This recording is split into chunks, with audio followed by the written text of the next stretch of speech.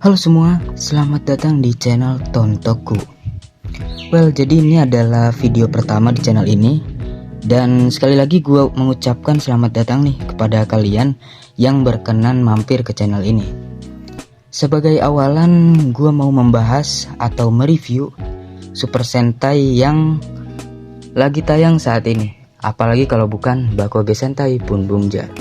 Dan gue akan mulai dari episode terbaru ya, yang baru tayang saat ini, yaitu episode ke-10.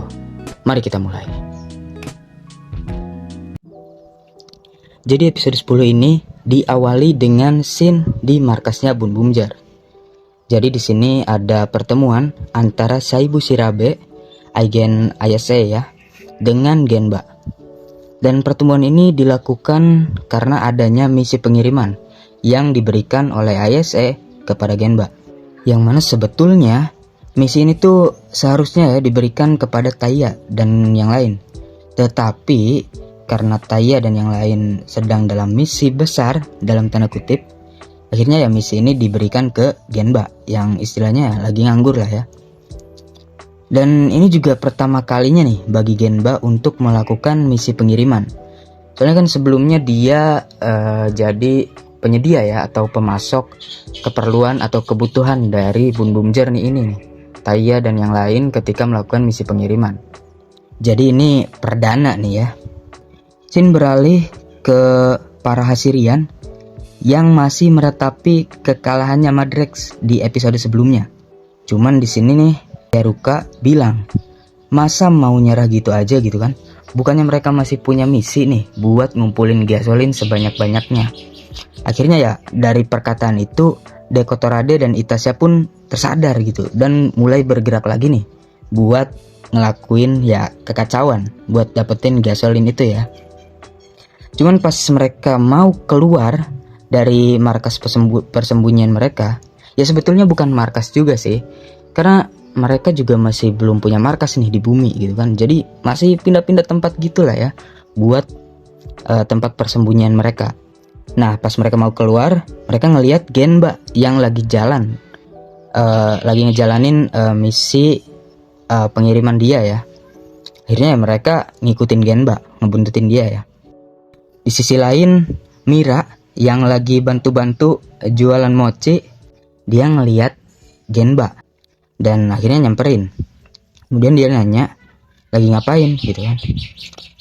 Di sini Genba jawab kalau dia lagi ngejalanin misi pengiriman.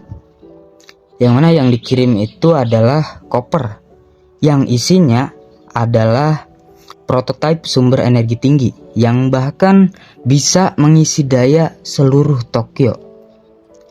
Cuman sumber energi ini sangat sensitif nih, karena kalau jatuh sedikit aja itu bisa boom, meledak.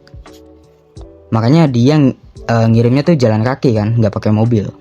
Mendengar percakapan tadi, para Hashirian pun akhirnya berambisi nih buat dapetin energi itu juga. Hingga ya mereka membuat Kurumaju lagi.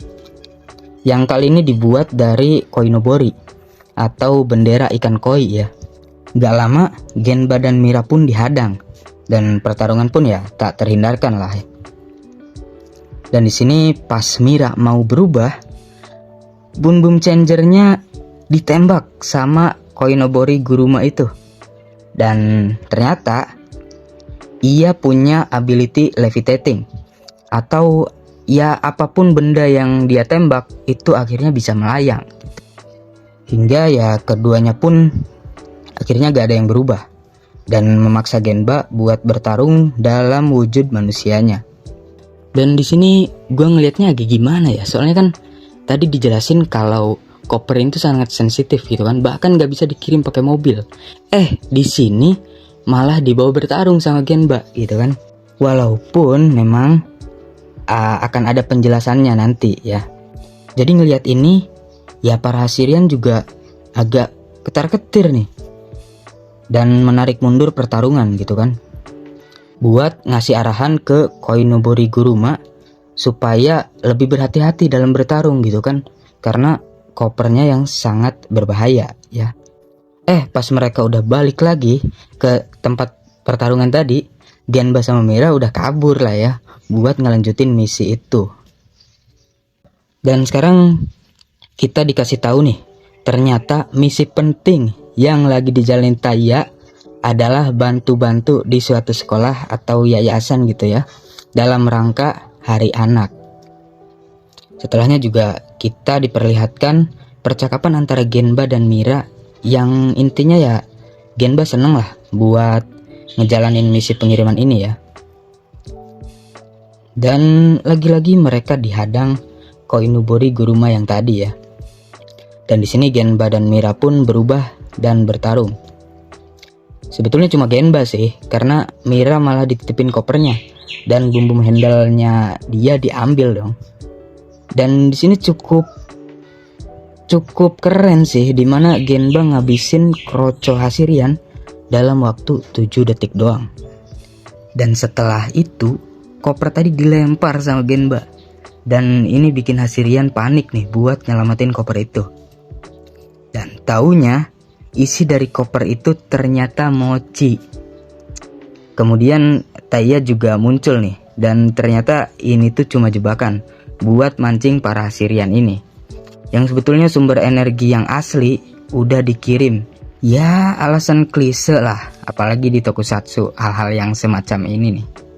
Kemudian ya pertarungan pun dimulai antara Bun Bumjar melawan Koinobori Guruma ini.